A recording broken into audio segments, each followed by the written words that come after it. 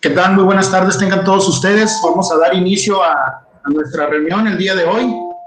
Les agradecemos mucho y les damos la más cordial bienvenida a esta primera charla técnica de parte del capítulo IAR México. Es para nosotros un gusto que hayan aceptado la invitación y esperamos que este tiempo que vamos a estar escuchando esta ponencia técnica sea de mucha ayuda, sea de gran ayuda para todos ustedes. En nombre del capítulo, y del Instituto Internacional de Refrigeración con Amoníaco, IIAR, por sus siglas en inglés, les damos la más cordial bienvenida. Como instituto y capítulo, estamos trabajando para unir a todos los miembros alrededor del mundo, no solo en México, sino en todos los rincones del mundo, para abordar, tratar y resolver los problemas que enfrenta la industria de la refrigeración industrial. Nuestra visión como instituto es crear un mundo mejor mediante el uso seguro y sustentable de refrigerantes naturales. El día de hoy tendremos el gusto de escuchar un tema muy interesante, integridad mecánica en evaporadores de refrigeración. Este tema va a ser impartido por el ingeniero Gabriel Gutiérrez, quien es gerente de ventas para Latinoamérica de la empresa Colmac Coy. El ingeniero Gutiérrez es ingeniero mecánico electricista graduado de la UDG. Tiene 33 años de experiencia y ha laborado en empresas de talla internacional. Muchas gracias, ingeniero Gutiérrez, por aceptar el reto de compartirnos con su experiencia y con su sabiduría, por qué no decirlo, a través de todos estos años en los que ha estado presente en el mercado de refrigeración industrial. Voy a dejar el lugar al licenciado Federico Alarcón, quien es nuestro coordinador de capítulos para toda Latinoamérica. Adelante, licenciado, y muchas gracias por estar presentes. Muchas gracias, Josué. Felicidades al equipo IAR Capítulo México por esta iniciativa y sobre todo por hacer el enorme esfuerzo de traer a este país un curso tan provechoso como el curso certificado sobre la norma IAR 2 de diseño seguro para sistemas de refrigeración. Y también muchas gracias a tu equipo y a tu equipo de miembros con voto, que veo que la mayoría ya están conectados acá, entre ellos Gabriel, y a todas las compañías que vas a anunciar más adelante en este serial de webinars que esperamos sea muy provechoso. Como tengo poco tiempo, voy a compartirles pantalla. Por favor, me dicen si se puede ver, y para no restarle ancho a la banda, voy a quitar mi cámara.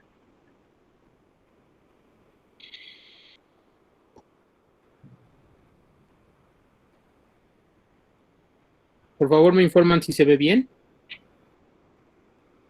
Sí, Federico, se ve bien. Muchas gracias.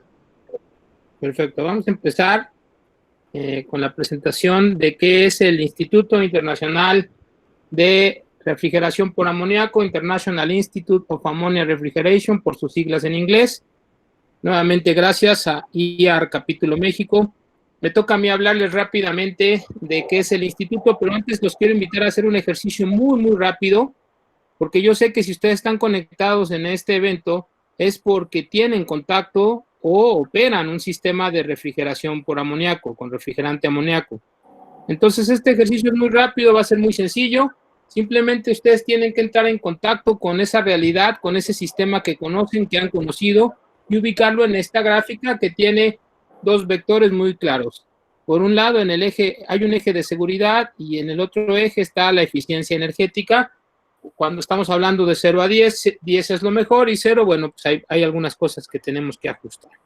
Entonces, si el diseño de ese sistema que usted se está imaginando, que usted conoce, que usted opera, ¿no? Está basado en la norma ANSI IAR 2 y por lo tanto la seguridad suya, la de su personal y la de la comunidad en donde está ubicada su planta están salvaguardadas, y además, por consecuencia, el consumo de energía eléctrica refleja ahorros significativos para su organización. Usted puede colocarse, a propósito de que estamos de moda, usted puede colocarse en el semáforo verde. Si usted está en este semáforo, bueno, pues echamos cohetes, hacemos fiesta, lo felicitamos porque usted es de los que puede presumir cómo funciona de bien nuestro sistema. ¿no? Sin duda nos vamos a contactar con usted. Si no fuera el caso, porque casi no se dan esos casos en América Latina, ¿no? A lo mejor ese sistema que usted opera o conoce está un poquito más abajo en ambos puntos, tanto seguridad como eficiencia energética. El personal de la planta se ha vuelto un experto en un sistema por tener que resolver constantemente problemas que presenta. Además de que la factura de consumo eléctrico ya empieza a ser un problema que crece cada día. Si esto es así, seguramente cuando usted llega a esta instalación o le preguntan por ella, usted contesta, nuestro sistema funciona. Si no fuese el caso, entonces usted se debe colocar un poquito más abajo, digamos en semáforo rojo, porque su sistema carece de señalización clara y etiquetado en sala de máquinas y tuberías. También carece de un sistema de ventilación adecuado a la sala de máquinas para considerarlo un lugar no peligroso, o la configuración de un sistema de detección de amoníaco, además de un plan de mantenimiento. Y los costos de electricidad sin duda ya los están matando. Usted entonces, quizá cuando le preguntan por este sistema, lo que usted se pregunta a su vez es, ¿cómo diablos sigue funcionando nuestro sistema? Porque puede suceder. Entonces, para tener el resultado de este diagnóstico, ¿no? Usted debe, una vez que ya se ubicó en qué color del semáforo está, pues le recomendamos las siguientes acciones. Si usted está en semáforo verde, sin duda siga por la misma ruta y no descuide las innovaciones para mejora continua. Comparta su caso de éxito con nosotros y déjenos hacer un webinar en toda Latinoamérica para hablar de su caso. Si estuvo en semáforo amarillo, bueno, es el momento de tomar decisiones para atender lo importante antes de que se vuelva urgente y permítanos compartirle nuestras opciones de capacitación que son de calidad mundial. Y evidentemente, si usted le toca semáforo rojo, estuvo en semáforo rojo en este ejercicio que hizo, o cambia la ruta o pida rápidamente a recursos humanos que contraten a algún ministro de culto para agilizar la ayuda divina porque pronto pudiese necesitarse. El IAR es una sociedad técnica compuesta por miembros sin fines de lucro con base en los Estados Unidos, en el estado de Virginia, que tiene como misión principal llevar educación y entrenamiento sobre refrigerantes naturales, sobre el uso correcto y sustentable de refrigerantes naturales. Para cumplir esa misión, hacemos tres cosas básicamente. La primera de ellas es escribimos normas técnicas basadas en buenas prácticas, en prácticas generalmente aceptadas y reconocidas por la industria y avaladas en este caso por el Instituto Americano de Normas, el ANSI, que tiene un proceso riguroso. Les recuerdo que ANSI es el interlocutor de los Estados Unidos con ISO. Así que los procesos son altamente rigurosos para que ANSI pueda avalar alguna norma técnica para algún sector de la industria, en este caso para los de refrigeración industrial con refrigerantes naturales, IAR es la entidad a la que avalan para estas normas. Nuestras normas son requerimientos mínimos, sugerencias. En algunos países como Estados Unidos son mandatorias y estamos logrando eso también ya en algunos países de Latinoamérica. Tenemos nueve normas en español que están de consulta en línea para nuestros miembros todo el tiempo. Las 9 normas actualmente en español, además de que se ofrecen en nuestra librería para hacérselas llegar hasta su oficina. La otra cosa importante que hacemos es educación. Para lograr esto, producimos toda una serie de materiales que se han vuelto de consulta indispensable, como el famoso manual de tuberías, el Piping Handbook, evidentemente el manual del CO2 y el ARM de administración de sistemas con menos de 10,000 libras de amoníaco, que se ocupa mucho en nuestros países latinoamericanos. La otra manera que tenemos para lograr esta educación es una que hoy está prácticamente como necesidad indispensable, que es la educación a distancia. Para eso contamos con nuestra Academia de Refrigerantes Naturales, que ofrece algunos productos ya en español y otros en inglés, que es educación a distancia y sobre todo verdaderamente educación en línea, porque es abierta, no tiene horarios. Usted puede acceder a ella de acuerdo a sus ritmos de trabajo. Y la otra parte que hace el IAR en todo el mundo, y particularmente lo está haciendo en Latinoamérica, es la defensoría de los intereses de nuestra propia industria. El caso más emblemático que tenemos es Costa Rica, ya que por medio de nuestro aliado estratégico, que es el CIEMI, contactamos con Inteco, hicimos un convenio de colaboración y ellos adoptaron en su totalidad nuestras 9 normas, y con esas 9 normas, probablemente en febrero, ya se establezca el Reglamento Nacional de Seguridad para sistemas frigoríficos con refrigerantes naturales, particularmente amoníaco. ¿Por qué es bueno esto? Porque a nuestra industria le conviene que si nuestros gobiernos nos van a poner leyes en sentido de operación de nuestros sistemas, pues qué mejor que esas leyes estén basadas en normas que están completamente probadas, sustentadas y sostenidas en países de primer mundo. Y no que pueda suceder que llegue por ahí algún burócrata creativo que nos pida cosas que verdaderamente van en sentido contrario a los intereses de nuestra industria, que además es una industria estratégica. Agradezco mucho al capítulo México por traer el curso certificado de diseño seguro para sistemas de refrigeración por amoníaco completamente en español y completamente en línea.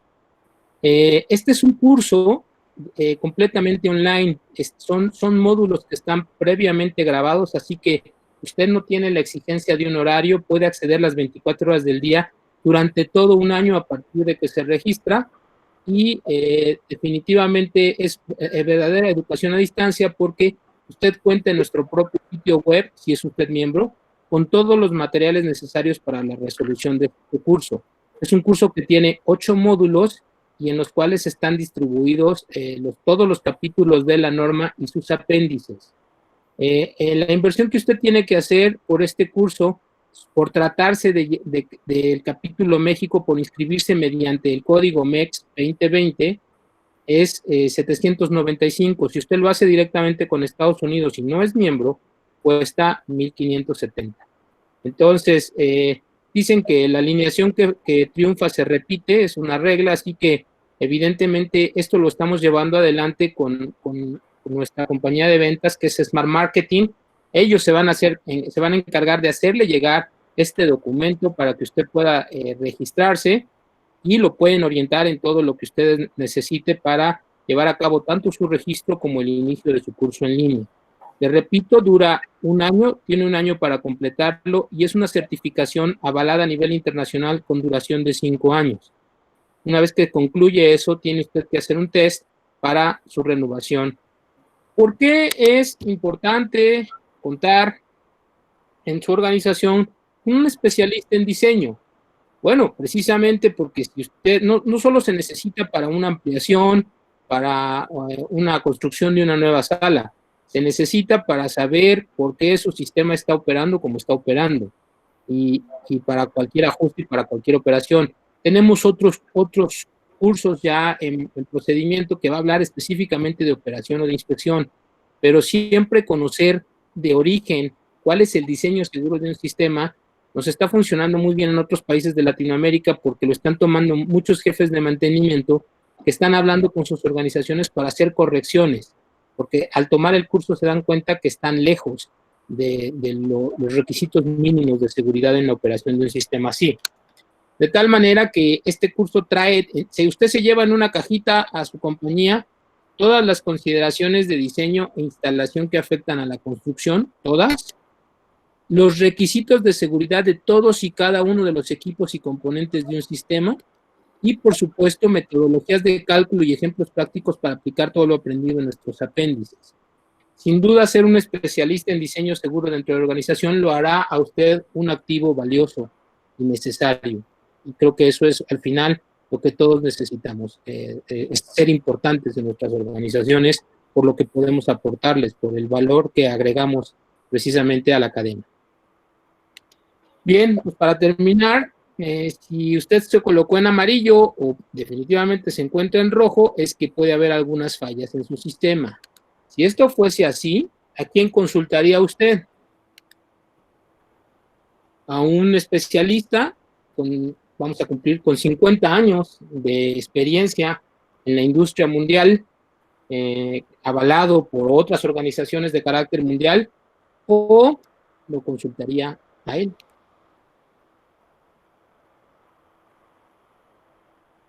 Es una decisión y creo que es importante reflexionarla.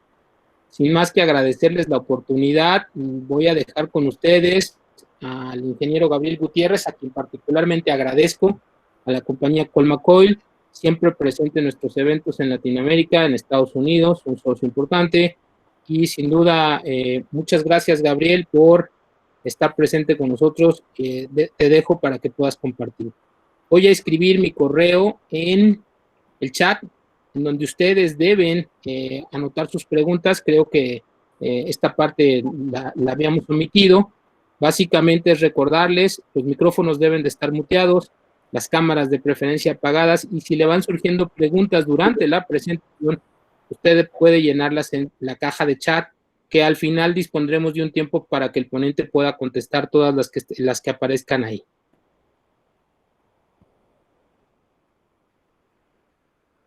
Adelante, Gabriel, éxito. Muchas gracias, Federico. ¿Qué tal? Muy buenas tardes a todos, amigos y clientes e invitados a este evento. Es para mí un honor ser el primero de la serie de webinars que el capítulo del IAR en México está organizando precisamente para la promoción de la norma 2, el certificado del curso de sistemas de refrigeración seguros. Basados en eso, el comité de YAR en México fuimos invitados a tomar temas, a seleccionar temas que fueran ad hoc a la certificación, que sean respaldo de lo que está procurando YAR en toda América Latina, que es esta certificación de sistemas seguros. Y tuvimos el privilegio y el honor de ser los primeros invitados para dar esta charla.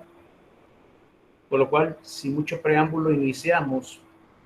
Este curso o esta charla, esta plática ha sido denominada Sistemas, Integridad Mecánica en Evaporadores de Refrigeración. Este tema fue ya presentado también como webinar en la página del YAR a nivel mundial, en los eventos que se organizan desde los Estados Unidos.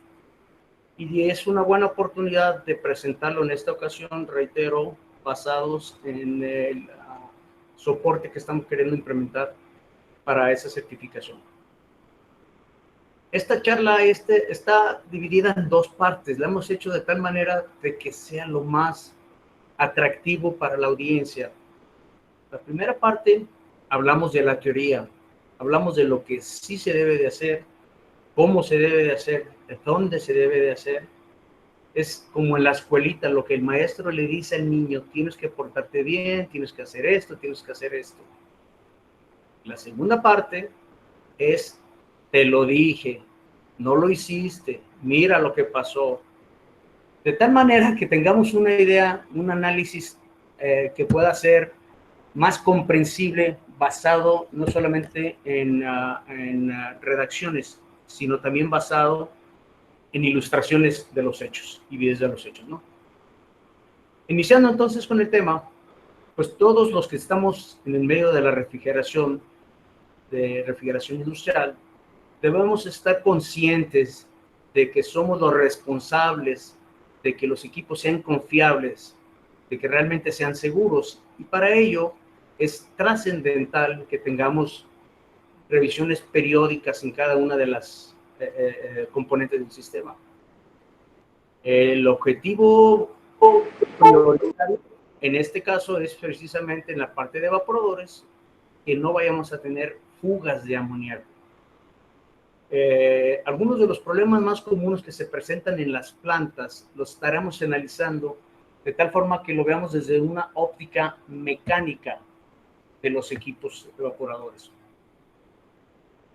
Los puntos que vamos a tratar primero son la escarcha excesiva, la segunda, corrosión de tubos, tercera, el pasarnos, exceder de las presiones de trabajo diseñadas de los equipos, qué es un choque hidráulico o un líquido atrapado, sus consecuencias, sus repercusiones.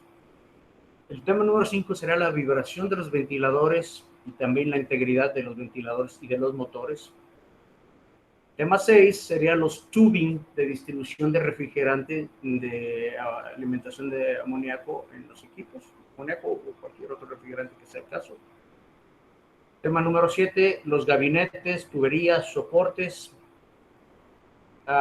protecciones contra riesgos de tráfico, problemas, pero bien tangibles, que lo veremos en cuestiones gráficas. Condiciones de los motores, cableados, sujeciones, etcétera. ¿Qué pasa si tenemos daños o están removidas las guardas de los ventiladores? Los cuidados que se deben de tener en aquellos evaporadores que cuentan con sistema de deshielo por agua. ¿Por qué lo mencionamos? Porque cada vez este sistema, antes no era tan utilizado, pero ahora en sistemas de CO2 se está volviendo más común el uso de este tipo de desescarches. Y finalmente, lo idóneo, ¿no? ¿Cuáles serían las condiciones de operación adecuadas de los sistemas de refrigeración? Bien, vamos con el primer punto. La escarcha excesiva o acumulación de hielo. Este es un mal inherente que tenemos en todos los sistemas de refrigeración desde media, baja y muy baja temperatura, ¿verdad? Se tiene que acumular porque es parte del efecto de refrigeración que tenemos en las cámaras, ¿no? Lo idóneo es que nuestro personal tenga dentro de su bitácora de mantenimiento una inspección, una revisión frecuente. ¿Qué está aconteciendo entre las aletas y las bandejas de los equipos? Hay que estar monitoreando si de repente hay acumulación o no hay acumulación, si la verdad se está haciendo el desescarche en tiempo completo de tal forma que quede completamente limpio el serpentín y no deje ningún residuo de hielo viejo, ¿no? Un problema común que acontece con los fallas es que se acumule más hielo en la parte inferior de los tubos. Y esta acumulación puede causar serios daños mecánicos en componentes que pueden ser o los tubos o las aletas o la bandeja misma, ¿no? También hay que tener mucho cuidado en aquellos sistemas de deshielo por gas caliente porque hay una conexión que va el suministro de gas desde la bandeja donde entra primero el gas y luego va para arriba para el serpentín, ¿no? Cualquiera de estas fallas en esta acumulación, por acumulación de hielo, tenemos el alto riesgo de que tengamos una fuga de refrigerante, ¿no? ¿Cómo lo podemos evitar? Es muy simple.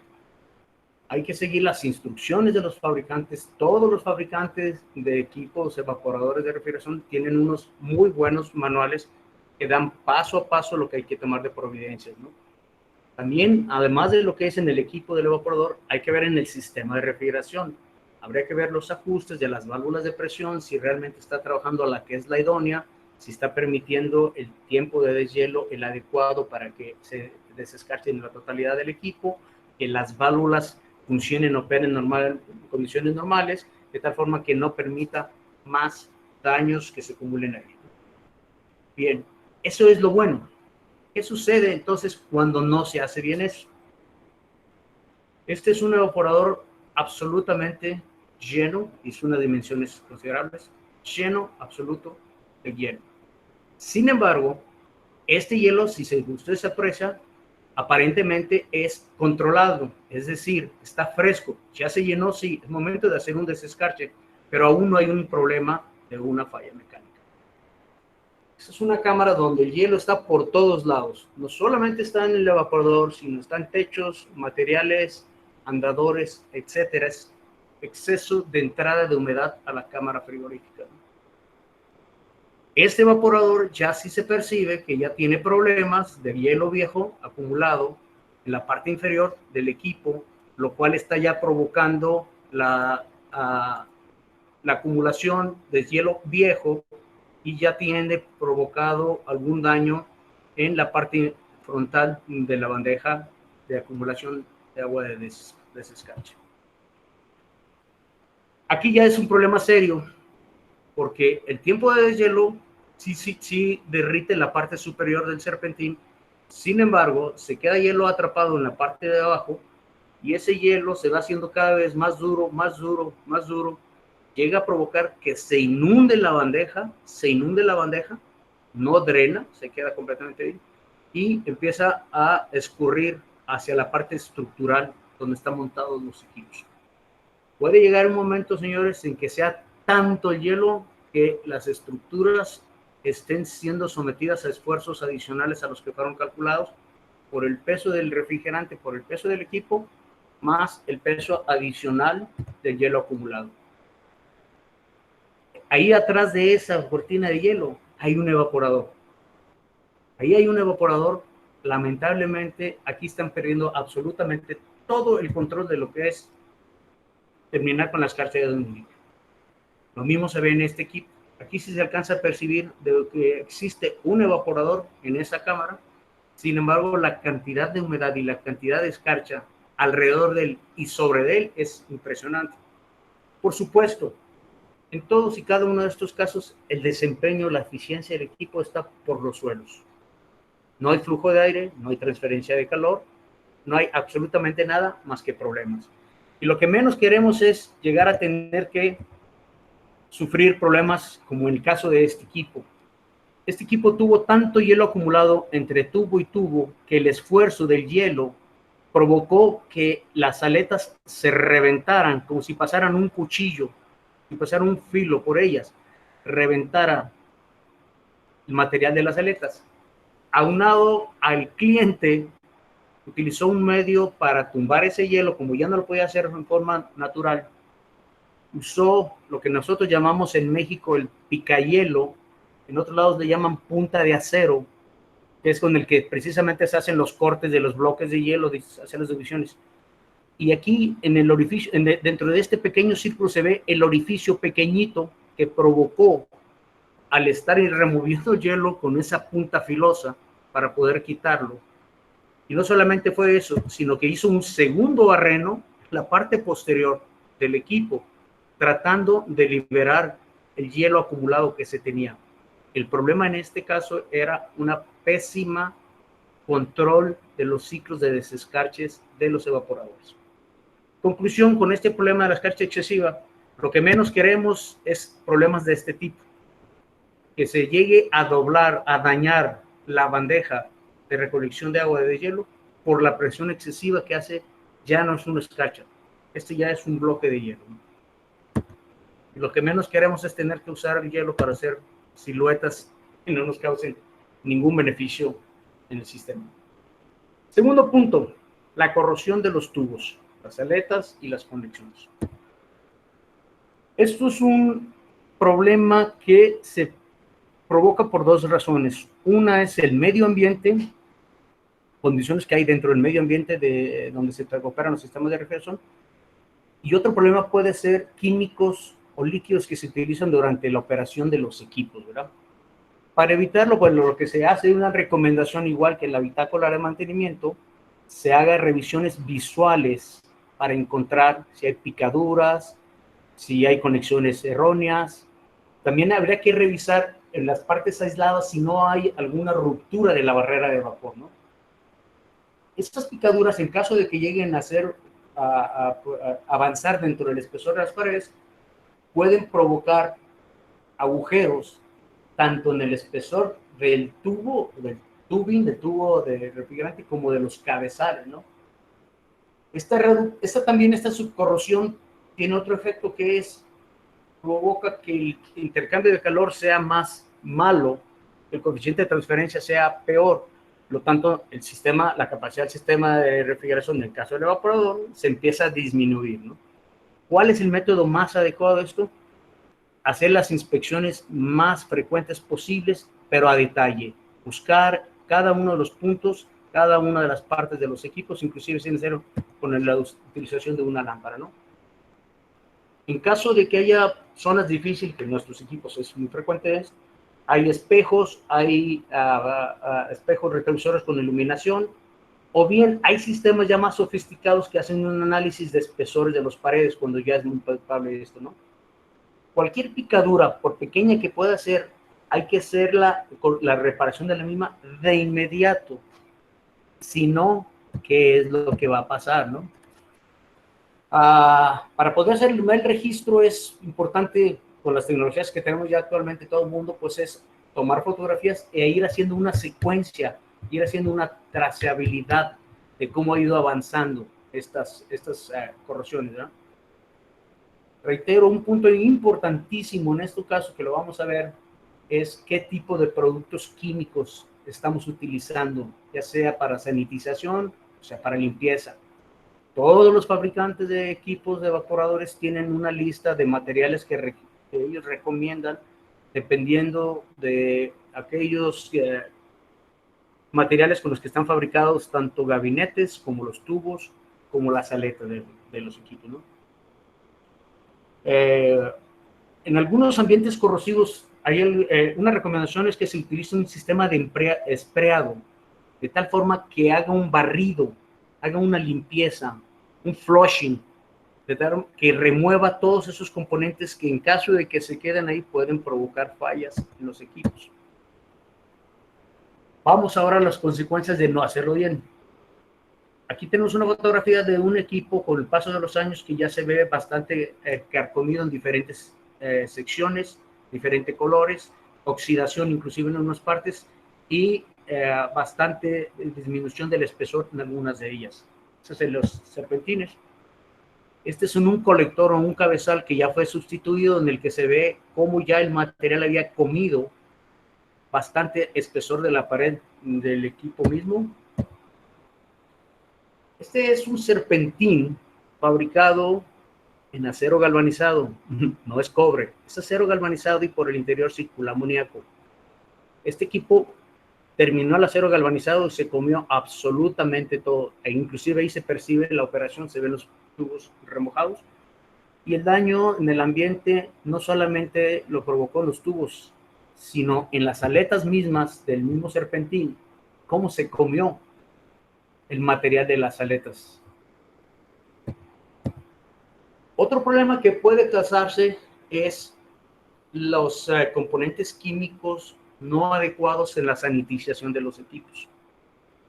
Esta fotografía muestra un evaporador en el cual tiene un pequeño orificio, esa es la parte superior, es un pequeño orificio en la parte más baja, aproximadamente a las 5.57, se alcanza a percibir este diámetro de este pequeño orificio. Pero este problema no solamente lo presentó en un lugar, sino lo presentó en estos circuitos de serpentín que tienen líneas negras, como es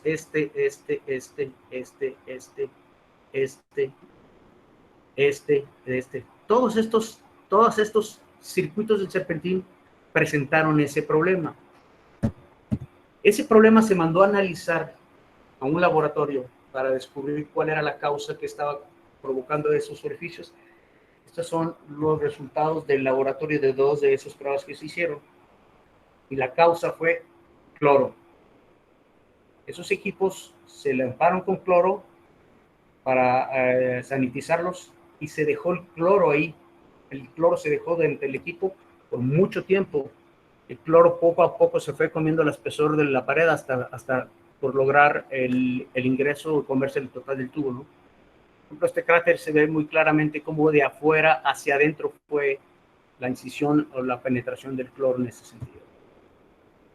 Bien, vamos a otro punto ahora, lo que es exceder la presión máxima del trabajo, ¿no? ¿Qué son los choques hidráulicos? Los choques hidráulicos, mucha gente casi vive con ellos, piensan que es alguna cuestión natural dentro de los sistemas de la refrigeración. Pero realmente este es uno de los más graves problemas, riesgosos problemas que hay en la integridad mecánica de los evaporadores. Los choques hidráulicos lo vamos a presentar ahorita cómo se provocan, cómo se forman ellos. Pero lo que tenemos que hacer nosotros en el lado bueno es revisar periódicamente los cabezales de los evaporadores, la parte inferior de los cabezales, ver que los tubos no estén inflados o estén deformes en alguna de las posiciones. El líquido atrapado en un evaporador, como es la parte donde hay mayor diferencial de presión en un ciclo de deshielo, habría que revisar que no pase el diseño del fabricante del equipo, que es la máxima presión de operación del equipo. Cualquiera de estas fallas lo que va a hacer es provocar una fuga de amoníaco, una ruptura que puede tener resultados catastróficos, ¿no? Un choque de líquido, un arrastre, líquido arrastre, o choque hidráulico también, ¿no? Es porque hay una fuerza provocada por gas, o bien puede ser también por líquido, que arrastra el cantidad y excede la presión que va dentro del sistema de refrigeración, ¿no? El manual de las tuberías del amoníaco, de las buenas prácticas del IAR, habla muy claramente y muy detalladamente cómo es que debemos de tomar providencias para evitar que sucedan este tipo de efectos en el sistema de refrigeración.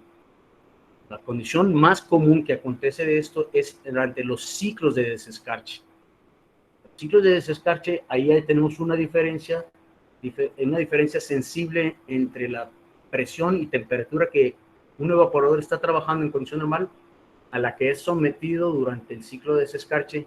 Ese delta P es demasiado elevado, además del delta T, y eso puede provocar fácilmente un problema de ruptura de algunos componentes del sistema.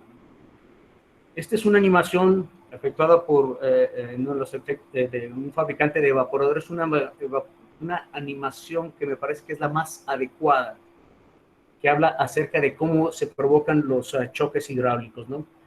Se muestra ahí una tubería, un componente que tiene en la parte inferior líquido y en la parte superior tiene gas.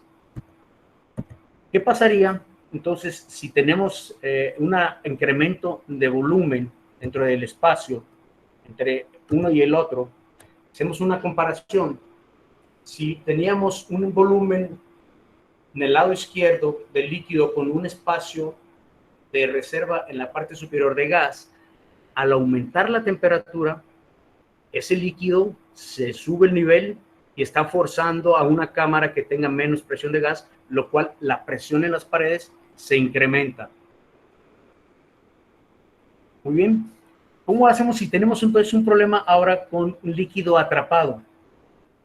¿Qué acontece si tenemos una condición similar, pero ya no hay gas, sino está 100% lleno de líquido? Ya no tenemos reserva para poder absorber algún incremento de temperatura. ¿Qué es lo que va a acontecer? Si yo tengo un incremento de temperatura y no hay donde lo pueda absorber, algo va a tronar, algo se va a romper. ¿Dónde? Hay muchas partes en el sistema que van a repercutir en este efecto, ¿no? ¿Qué es lo que se recomienda para evitar precisamente este tipo de problemas? Lo menciona en la norma de buenas prácticas del IAR. Es el vaciado, el proceso de evacuación del refrigerante. Es decir, si ponemos este contexto en un evaporador que va a hacer desescarche y durante la operación el equipo está lleno de líquido, completamente lleno de líquido en su volumen, si de repente metiéramos el gas caliente donde está completamente lleno de líquido, vamos a provocar esos choques hidráulicos. Aquí es donde se hace importantísimo y trascendental lo que le llamamos la etapa del vaciado, que no es más que dentro del ciclo inicial del desescarche de los equipos, cerrar la alimentación de refrigerante, permitir que el refrigerante que estaba adentro se evapore, en forma de líquido se evapore, y lo deje al mínimo, si es posible, absolutamente cero de contenido de refrigerante líquido dentro del equipo. ¿Cuáles serían los efectos entonces en caso de que se nos provoque un choque hidráulico dentro de un sistema del evaporador o puede ser cualquier parte del sistema de refrigeración, ¿no? Generalmente es en el lado de baja presión.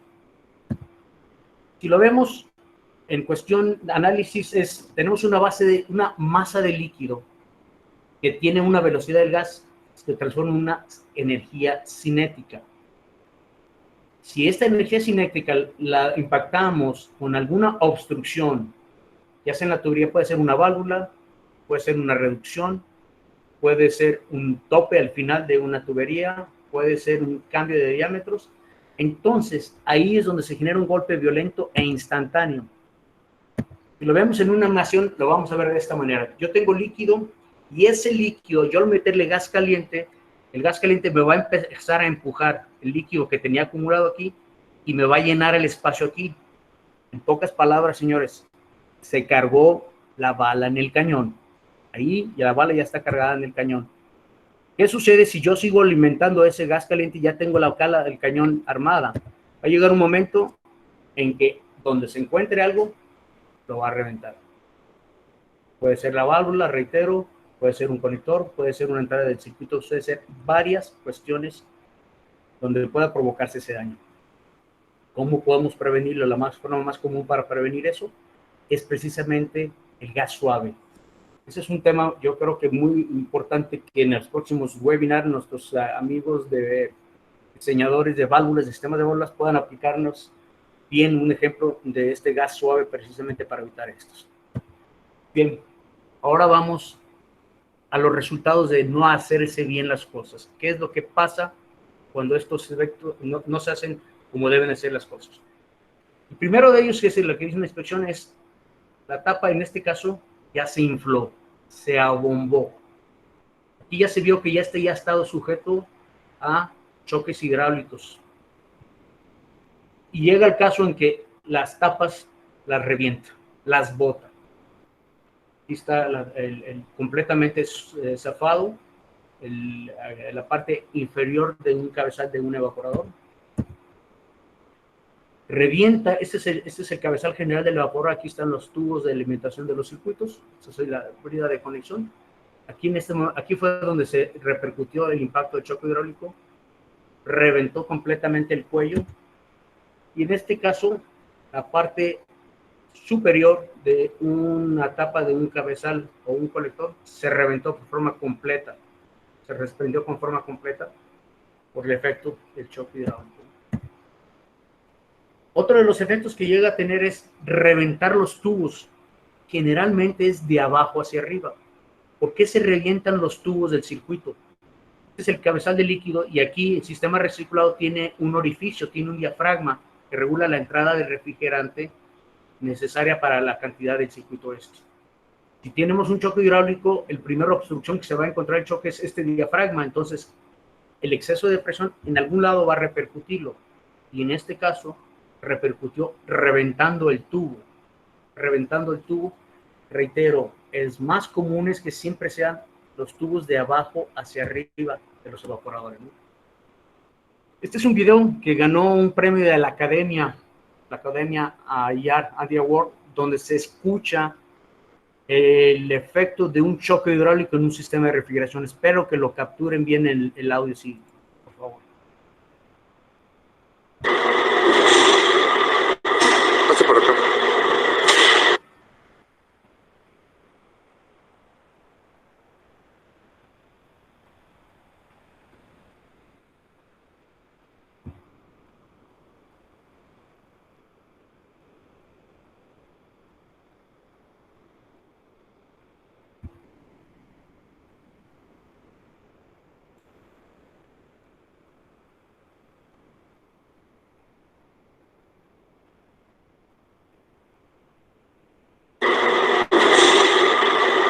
Pase por acá.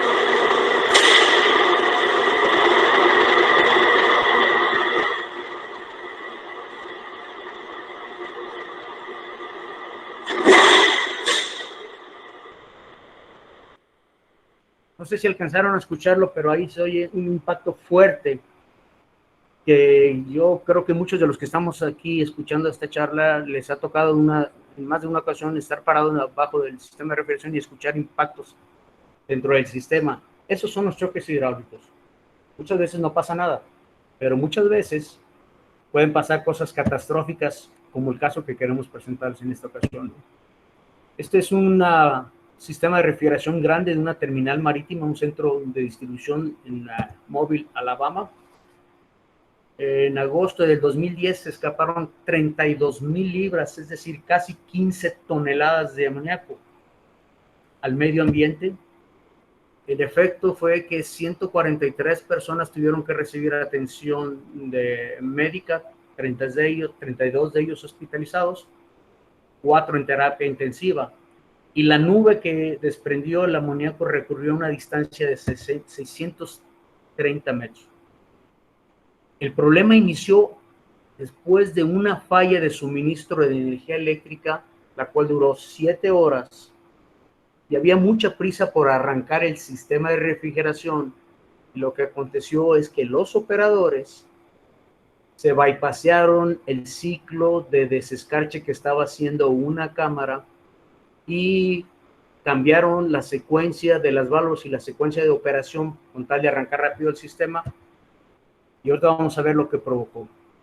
A la compañía le costó $3 millones en diferentes penalidades de las que fue causa por este tipo de accidente. Este es el evaporador. Vamos a hacer una animación, nos vamos a mostrar una animación, qué fue lo que aconteció durante el ciclo y qué fue lo que provocó y a dónde fueron a dar las fallas. Evaporators that were in the process of defrosting. The control system reset triggered a valve to open, and low-temperature liquid ammonia was fed back into the evaporator coils before removing the hot ammonia gas. This caused the hot high-pressure ammonia gas to rapidly condense into a liquid. A vacuum was created where the gas had condensed. The void sent a wave of liquid ammonia through the piping, causing a sudden pressure surge known as hydraulic shock. The pressure surge ruptured the evaporator piping manifold inside one of the freezers, and its associated 12-inch piping on the roof of the facility. 32,100 pounds of ammonia were released into the surrounding environment. The large cloud traveled a quarter mile from the facility, south toward an area where 800 contractors were working outside on a cleanup site.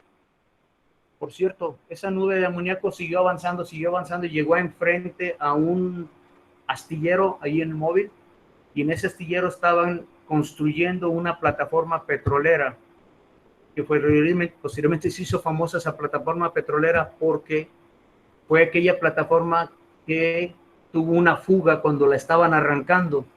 Deep Horizon se llama, y de hecho hay una película. Estaban construyendo esa plataforma ahí enfrente cuando hubo la fuga de esto. Después esa plataforma la llevaron, la instalaron en el mar, y por la prisa de arrancarla provocaron que hubiera una fuga de petróleo en el Golfo de México bastante mencionada, ¿no? ¿Qué fue lo que aconteció ahí? Así quedó el colector del evaporador en la parte superior, y así quedó el cabezal, el remate final del cabezal de succión final de las tuberías. ¿Por qué en estos dos lugares? Porque fue donde los cañones de la bala encontraron una resistencia, y fue ahí quienes tuvieron que pagar la cuenta de los errores de este choque hidráulico. Bien, cambiamos al siguiente tema, que es la vibración de los ventiladores y la sujeción de los motores, ¿no? Todos los fabricantes, reitero, de equipos de evaporadores de refrigeración tienen muy buena información acerca de con qué periodicidad revisar las bases, la alineación, la sujeción, tanto de ventiladores como de los motores, ¿no? Típicamente una pequeña vibración se empieza a detectar fácilmente desde abajo de donde están los equipos, y por eso es que se recomienda hacer más frecuencias, visitas visuales cercanas a la ubicación de los equipos, ¿no? Habría que también tener en consideración que no se estén desviando los ventiladores con respecto a los ejes que tienen con las guardas o con los venturis de donde están haciendo el efecto del aire. Y también es perceptible si hay cambios en tipos de ruidos o tonos e intensidades. Es fácil de percibir eso, ¿no? Cuando se tengan ventiladores y motores con frecuencia variable, hay que hacer todas estas pruebas, pero en todo el rango, es decir, desde muy baja velocidad hasta muy alta velocidad, de tal forma que se identifique si por ahí en algún momento se tenga alguna resonancia, alguna cuestión que permita que se creen estos problemas durante el periodo de operación. Cuando estén apagados, por supuesto, tomar las normas de desconectar los cables eléctricos, el interruptor eléctrico, puede dejar los letreros y todo ya para poder permitir el acceso a que la gente trabaje con seguridad, ver que los tornillos estén ciertos, que la base esté fija, que no haya daños mecánicos en los tubos o que pueda tener algún conflicto que permita que se caiga y ellos provoquen, se ha dado el caso, que los ventiladores truenen los tubos y provoquen fugas de refrigerante dentro de las cámaras. Este es un motor normal, en condición normal, con sus montaje y sus aspas completamente armado. Y este mismo equipo tuvo un problema con acumulación de exceso de hielo en el cuello del Venturi de descarga del aire. Lamentablemente quebró un aspa y se crea un efecto dominó y se quebran todas las aspas. Todas las aspas se quebraron, además de que hubo un exceso de vibración dentro del sistema de operación del equipo, ¿no? En este caso es un motor que por error se giró en sentido inverso. Por error se giró en el sentido inverso y se alcanza a percibir la falla en el aspa quebrada. Se quebró un aspa.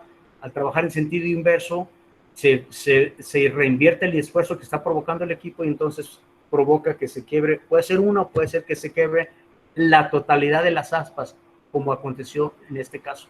100% de las aspas quedaron fuera precisamente por esa cuestión. El siguiente punto es los tubitos de distribución de refrigerante en los evaporadores, ¿no? Estos equipos o este tipo de alimentación se utiliza en sistemas de expansión directa de alta temperatura, media temperatura, o también se utiliza en sistemas de recirculación por medio de diferencial de presión, que le llamamos sistema Phillips. Son los más comunes que utilizan, ¿no? Esos tubing van conectados a un distribuidor, el cual alimenta de refrigerante en la misma proporción a cada uno de los circuitos del serpentín del evaporador, y generalmente están hechos con tubing de 1/4 de diámetro. Estos equipos están sujetos por la longitud y el espesor a excesos de vibraciones. Por tal razón, es muy importante que dentro de las inspecciones periódicas que se hagan revisiones visuales de que estos tubos estén en buenas condiciones, que no estén en roce, que no estén provocando que vaya a haber un riesgo. Otra la cuestión también es que pudieran aplastarse, o se pueden haber chocado con alguno otro.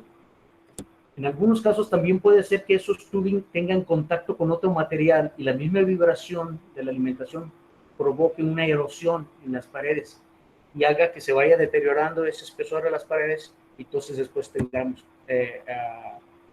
fugas en ese sentido, ¿no? Reitero, cada fabricante de equipos de evaporadores tiene su metodología y tiene su información para cómo podemos reemplazar estos equipos, qué es lo que se debe hacer. Por ejemplo, este es un distribuidor con 9 diferentes tubos de alimentación en condiciones normales. Los tubos están separados. Esto es el idóneo. De hecho, esto es un equipo nuevo. Este es el idóneo que hay que cuidar. Sin embargo, puede llegar a acontecer esto. Problema de que se revientan los tubing porque están sometidos a diferentes esfuerzos o están sometidos o golpes o algunas fallas de desgaste. Entonces, aquí sí se nos escaparía el refrigerante de una forma espectacular, señores. Siguiente punto es la integridad de los gabinetes, las tuberías y cómo revisar los soportes de las unidades, ¿no? Los gabinetes son el alma de los evaporadores en la parte estructural y es bien fácil de percibir si algo está erróneo ahí. La única forma de percibirlo es hacer inspecciones visuales de nuevo, revisar que no haya grietas, que no estén tornillos sueltos, que no haya fricción con alguna otra parte, que no falte algún método de sujeción o inclusive que tenga corrosión en alguna parte. Hay diferentes materiales en la fabricación de estos gabinetes. Puede ser acero galvanizado con pintura, acero galvanizado con espesor más fuerte, acero inoxidable o tratamientos especiales y adicionales, ¿no? Una cuestión que hay que tener mucho cuidado es los soportes con que está sujeto estos evaporadores a los gabinetes. Estos soportes son trascendentales para que el funcionamiento del mismo, en primera, no esté en el riesgo de que se vaya a caer y en segunda, no vaya a provocar vibración.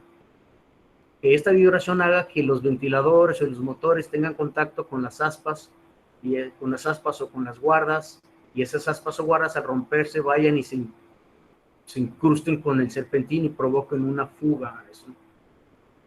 Hace muchos años Me tocó ver de un sistema de refrigeración en el que en una cámara se estaba instalando un evaporador viejo, hace más de 30 años, y no daban las varillas de sujeción. Al soldador se le hizo fácil calentar una de esas varillas para desviarla y dirigirla al barreno del evaporador. Nadie se dio cuenta, nadie percibió ese asunto, porque era un trabajo. Después de unos 15, 20 años de operar esa cámara, un fin de semana, la temperatura bajó a menos 44, menos 45, no pararon los compresores booster, siguió la presión, siguió bajando la temperatura, llegó a una temperatura de menos 45. Y esa temperatura provocó una fractura en esa varilla que estaba sujetando una de las patas del evaporador. Se quebró. Al quebrarse esa varilla, el evaporador se colgó y la válvula check que tenía integrada no era del tipo actual, sino era de disco que venía entre dos bridas. Se zafó el disco y la fuga de amoníaco que hacen de imaginar que aconteció, todo por un detalle de un soporte de las unidades. Que al paso de los años, no fue inmediato, fue el paso de los años que provocó eso, ¿no? Una soportería, una tubería inapropiada, lógicamente va a causar problemas, va a causar riesgos de fuga, y estos son cosas que se debe tomar acciones inmediatamente. Algunos equipos tienen puertas de acceso de tal forma que permita que el usuario final pueda tener contacto en el serpentín tanto por la parte posterior como la parte frontal, y esas puertas de acceso tienen diferentes formas de sujetarse al gabinete. Pueden ser bisagras, pueden ser pernos, pueden ser diferentes formas. También es un punto muy importante que hay que estar revisando, que todas esas cuestiones de aperturas y de permita la apertura de las puertas se encuentren en condiciones óptimas, ¿no? Aquí tenemos el caso de un evaporador en una área de proceso donde siempre hay mucha gente, que hay que estar revisando frecuentemente las sujeciones de las varillas, que no estén flojas, que no estén oxidadas, que no tengan problemas de que después se nos vaya a colgar o provoque vibración del equipo, ¿no? Y bueno, nos gusta mostrarlo porque aunque es una maniobra de sujeción del equipo, lo tienen con cuerdas, lo tienen con bandas, lo están subiendo con un montacarga con tubos de esto. No es un equipo en operación, por supuesto, pero tampoco es una buena maniobra, muy segura para poder colocar un equipo dentro de su área de operación.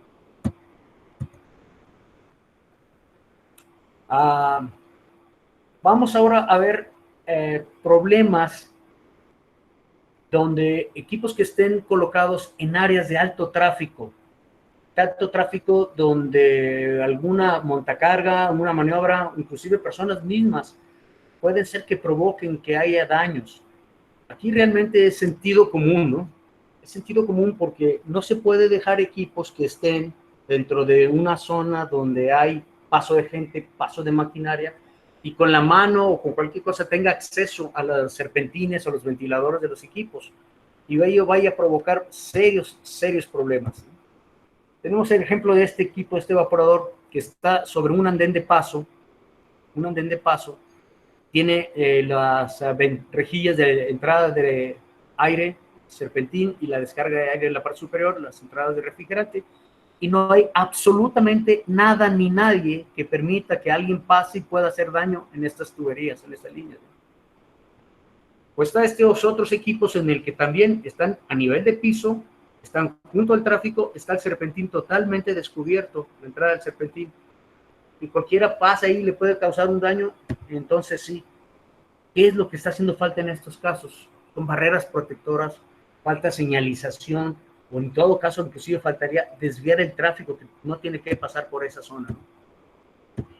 Este es un ejemplo de un equipo que estaba a una altura baja dentro de un área de proceso de alimentos, y la gente que está ahí en el área de proceso estaba muy molesta, extremadamente molesta por el aire que recibía de este equipo. ¿Qué fue lo que hicieron? Simple y sencillamente tomaron un montacargas un día en la tarde, le subieron tantito el montacargas y con la mano doblaron todas las aletas, doblaron todo, cancelaron el evaporador totalmente, de tal manera que no les permitiera ya que estuviera pasando ciclo de aire frío. Aquí es importante ubicar bien la posición donde va el equipo, y además de eso, que no esté al acceso, que no tenga riesgos de que alguna persona pueda tener contacto con el equipo. Y se me parece que es la cereza del pastel, ¿no? Un equipo grande, tamaño grande, con turbinas, sujetado sobre una grúa de maniobras, sobre una heladera donde están los helados o sorbetes ahí. Esto es verdaderamente algo que no se debe hacer, no podemos dar más calificativos que estos, pero es extremadamente riesgoso que los equipos estén instalados sin una protección con respecto al tráfico de personas o de maquinaria, ¿no? El siguiente punto son la parte eléctrica. Los motores de los ventiladores son parte esencial, completamente esencial en la operación del equipo.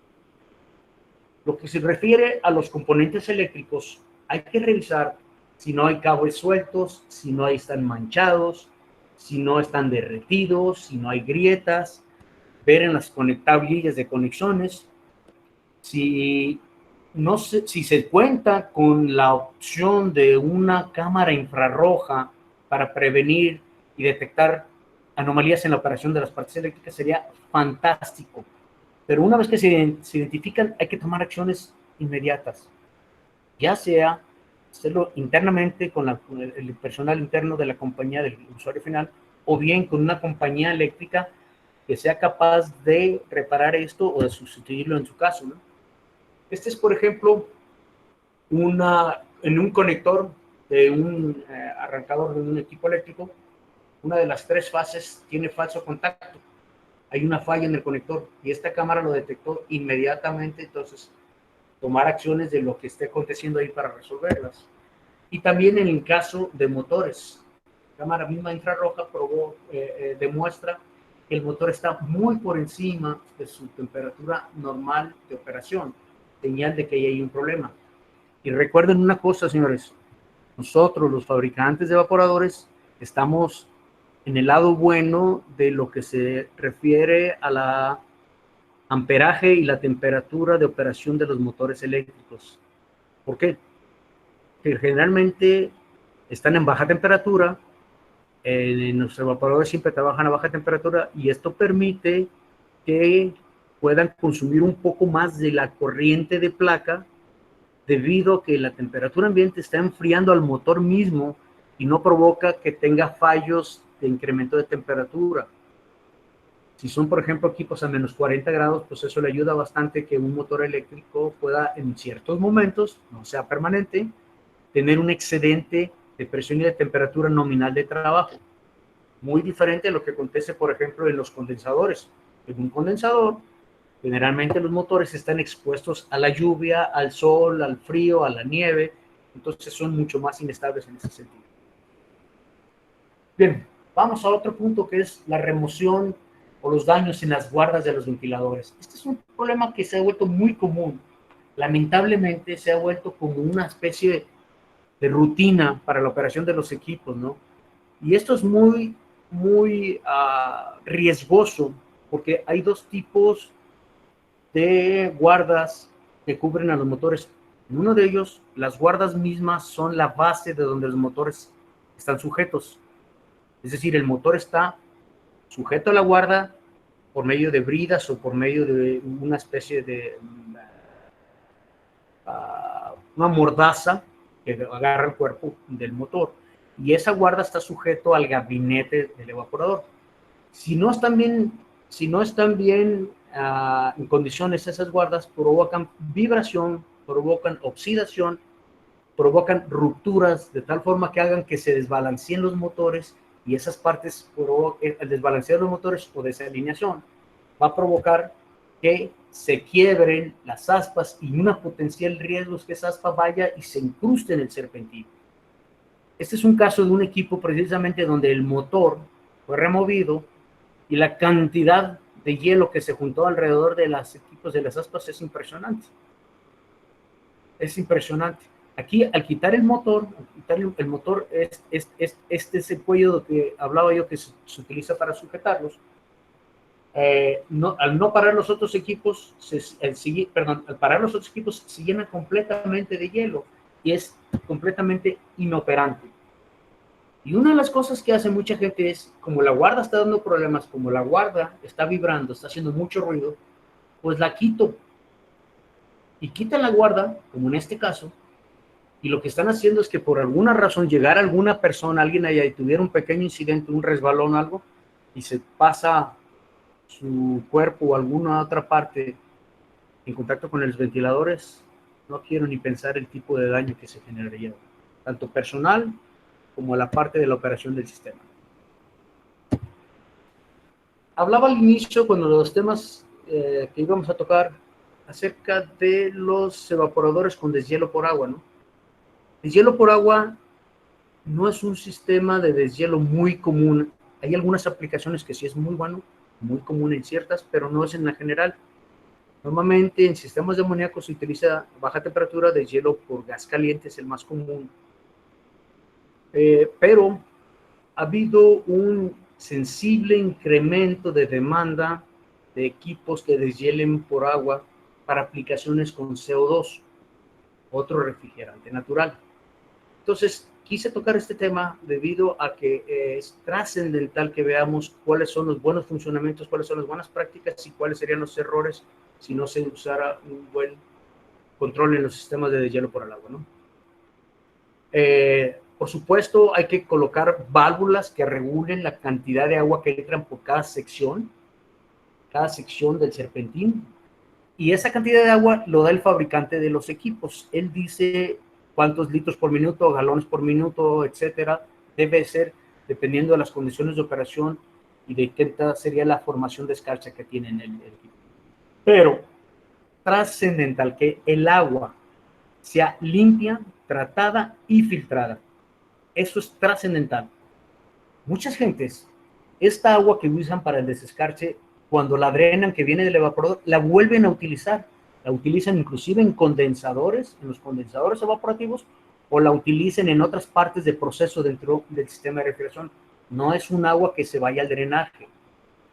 Pero hay que hacer, como en todos los casos, inspecciones periódicas para verificar que las bandejas estén bien, que los orificios estén destapados, que el ajuste de las válvulas de alimentación esté correcta, que no haya fuga en las charolas. Y cuando muy tardado deben de ser estos bimensuales. ¿Por qué tan frecuentemente? Por lo siguiente. Este es un equipo el cual voy a mostrar, está montado con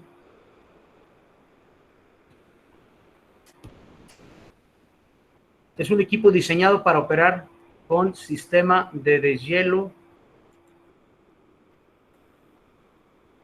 por agua.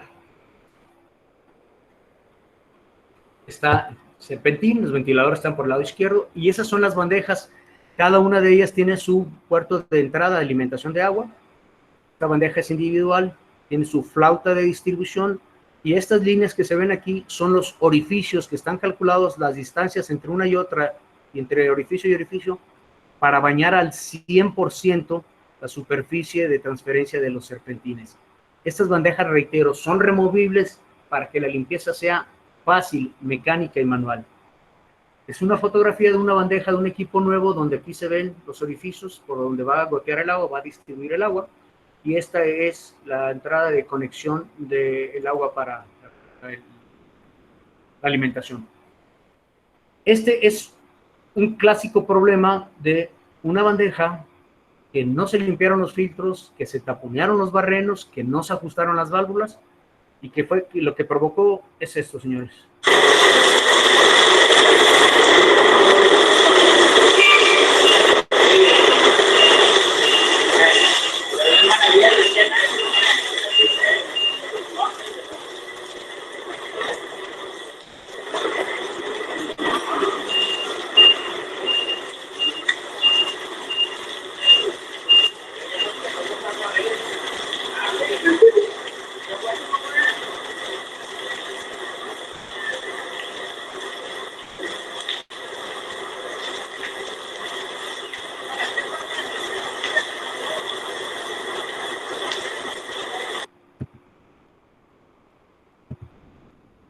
¿Qué es lo que provocan cuando, además de la tiradera de agua, además de las pistas de hielo que se forman ahí abajo? La bandeja no consigue detener el agua porque sale por todos lados. No es una caída dirigida, organizada como es la de la operación normal de desescarche por los barrenos, sino que el agua se rebosa por todo y fuera del evaporador. Es incontrolable la cantidad de agua. Uno de los primeros problemas es el daño en los motores. Empieza a caer tanta agua, se mete, a pesar de ser motores totalmente cerrados, aún así, al estar expuestos permanentemente a gotas de agua, a chorros de agua, el primer daño que tienes es la remoción de los rodamientos, del lubricante de los rodamientos, que provoca vibración, y el provocar vibración puede provocar que se queme el motor o que se dañe el rotor, los rodamientos, por supuesto, y las carcasas también, ¿verdad? Esta es una prueba de un ventilador que se ve con este tipo de problemas, como el agua sucia, la oxidación se impermea por todo lado. Reitero, este es ya un tipo de sistema de desescarche que se utiliza más comúnmente ahora en los evaporadores de CO2. Y bien, como parte final, vamos a empezar a hablar acerca de cuáles deben de ser las condiciones de operación adecuadas, ¿no? Cada un equipo está fabricado en base a la información del diseñador o del cliente final. Cada equipo cumple con unas especificaciones dictaminadas y hechas desde el diseño de los fabricantes de evaporadores. Una de las más importantes es las presiones máximas de diseño a las que los equipos van a poder operar. Vienen estipuladas en las placas de identificación, ¿no? También el hecho de que algunos equipos se coloquen a trabajar a diferentes condiciones de diseño de las que fueron hechos, pudiera también en algunos casos provocar algunos problemas de rupturas de los materiales. Eso puede ser un poquito más riesgoso en aquellos equipos que están fabricados con tubos de acero al carbón o de acero al carbón galvanizado. Los tubos de acero inoxidable y tubos de aluminio son más resistentes a este tipo de potenciales problemas. Son más, ¿cómo lo puedo decir?, maleables, más dóciles en ese tipo de reacciones, ¿no?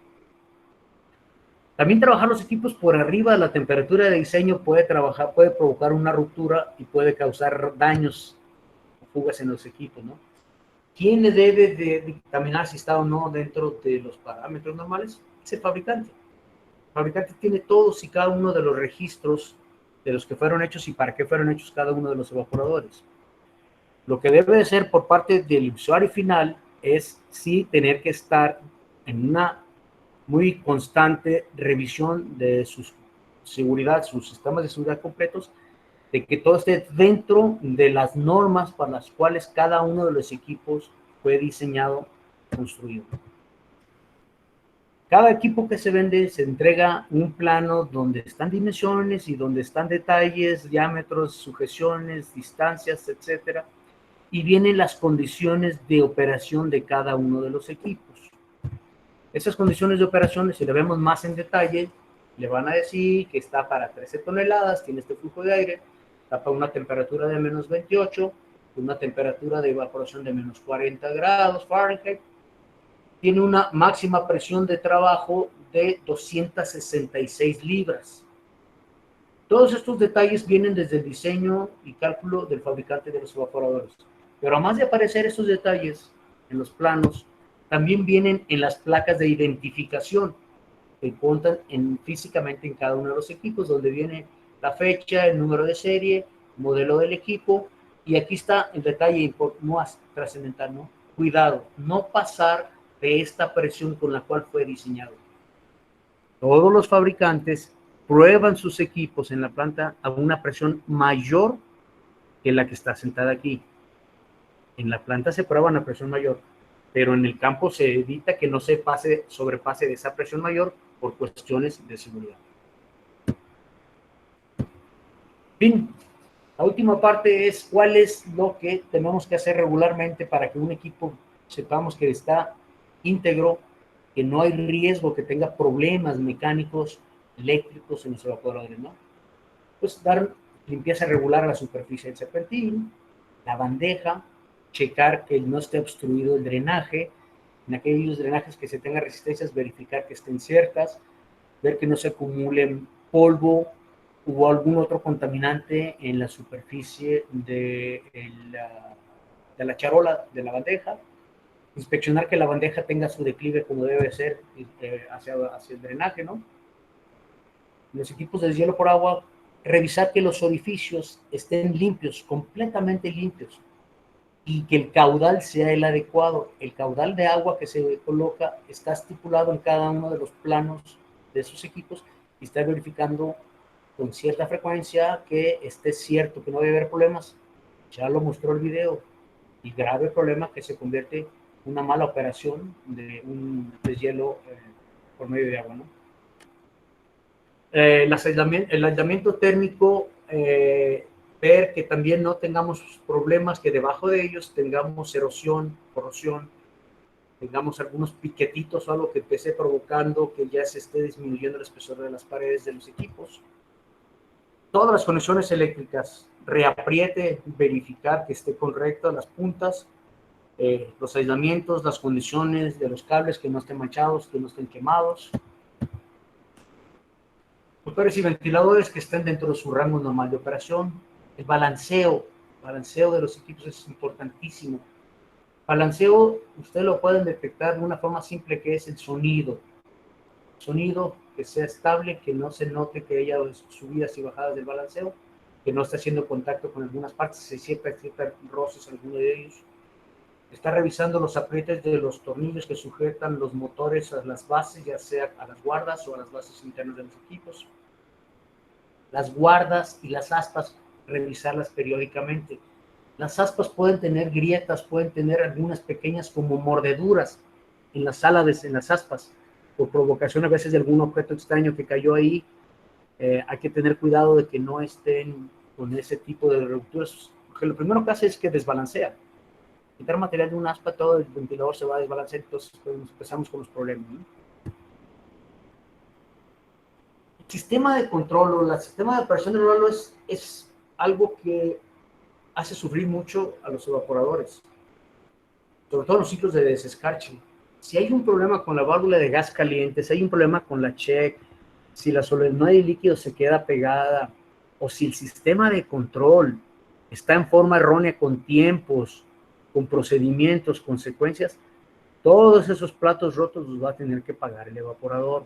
Es muy importante que por bienestar de todo se hagan revisiones periódicas en las válvulas, en los sistemas de control, se limpien las válvulas, se cheque la operación, se tenga una bitácora precisa de todo y cada una de las cosas que estén envueltas en los ciclos de desescarche, en los controles de desescarche de los evaporadores, ¿no? Por supuesto, revisar los sistemas de seguridad, tanto interruptores de presión como válvulas de seguridad, como dispositivos de seguridad si se cuenta la planta con ellas, ¿no? Y también una rutina que siempre le recomendamos tanto contratistas como fabricantes es la inspección y revisión periódica de los ciclos de desescarche. A veces el producto cambia, a veces la temperatura cambia, la temperatura ambiente cambia, la humedad relativa cambia, y todos esos factores inciden en que los ciclos de desescarche no pueden ser los mismos durante todo el año. Habrá casos que sí, claro, pero en la mayoría de las veces cuando hay un cambio de alguno de esos factores, es imprescindible que revisemos que el ciclo de desescarche se está haciendo correcto. Dos cosas. Una, evitar que se nos siga acumulando hielo que provoque todo lo que hemos visto en slides pasados. Y dos, si lo hacemos mal, podemos tener un ciclo de desescarche de 40 minutos cuando en 20 minutos ya está desescarchado.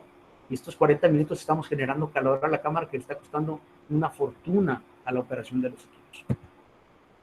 Esta presentación fue basada utilizando los materiales de referencia de mantenimiento de los equipos de Colmacoil, el boletín 109 del IAR, que es precisamente instalaciones seguras, el IAR 2, que es la promoción que estamos practicando ahora, el ASME, el ASHRAE, el ANSI y los estándares del IAR.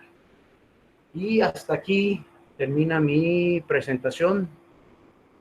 Federico, no sé quién entre ahora, creo que paro de compartir.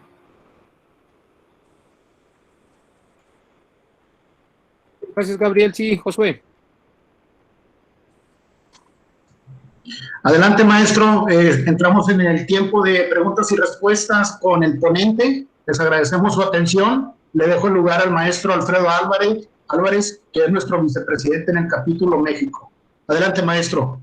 Sí, gracias, ingeniero. Muchas gracias, pues interesante ponencia, ingeniero Gutiérrez. Pues mire, revisando el chat, pues todavía no tenemos todavía ninguna pregunta. Solamente felicidades, todo muy bien.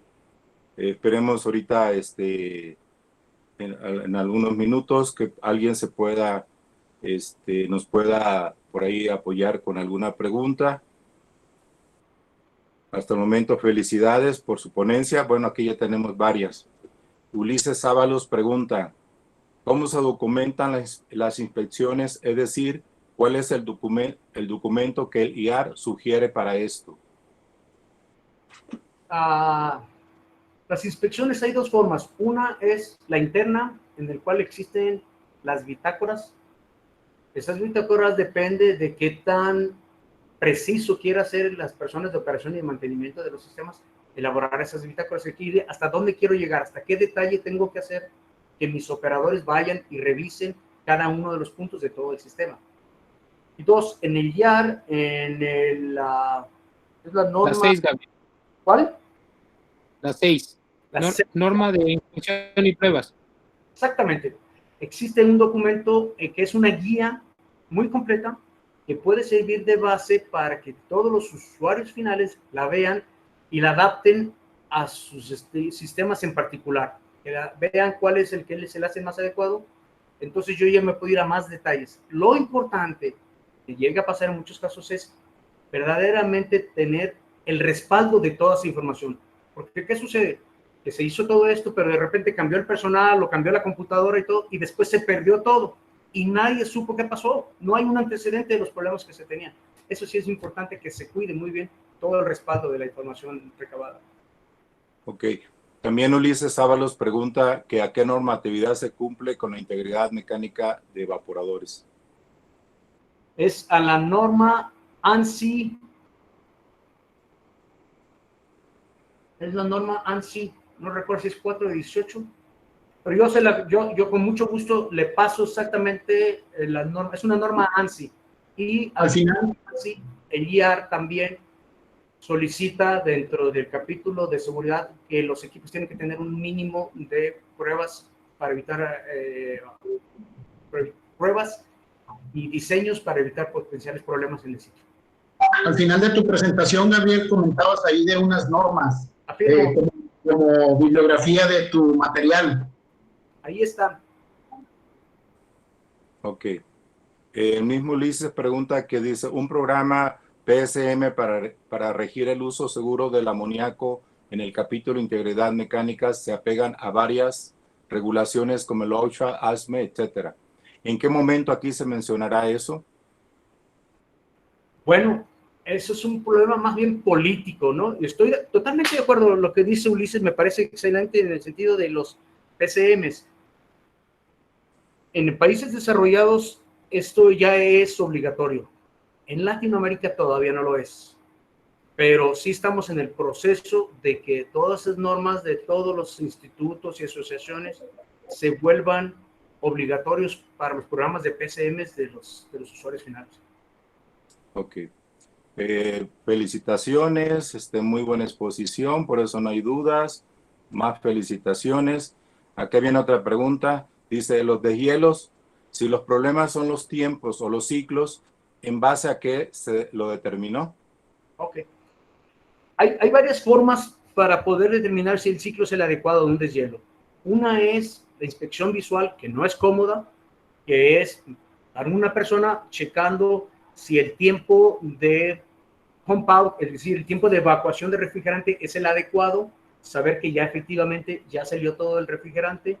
Y otra también está viendo si el tiempo de suministro de gas caliente después de que se hizo el pump out es el adecuado, hasta ver que se desescarche el hielo en todo el equipo. Esas son las empíricas o prácticas. Pero también antes de esas había que ver cada qué frecuencia se tiene que mandar a hacer un deshielo. Entonces hay que traer una persona y ver si en 5 horas, en 4 horas, en 7 horas ya hay suficiente escarcha que amerite hacer un desescarche. Entonces me voy a empezar a planear un ciclo de deshielo. Esa es a la normal, la barata. Sin embargo, ya hay sistemas de control digital que sondean, tienen sensores de escarcha en ciertas posiciones de los evaporadores, y cuando ya llega la escarcha se ubica la locación, o más bien, se encuentra la ubicación más precisa donde se debe de colocar ese sensor, y cuando el sensor detecta que ya hay escarcha cerca de él, entonces manda un ciclo de desescarche. Hay sistemas, los fabricantes de válvulas de control, algunos de los fabricantes de válvulas de control tienen ese tipo de sistemas digitales para la programación electrónica de ciclos de desescarche. Ok.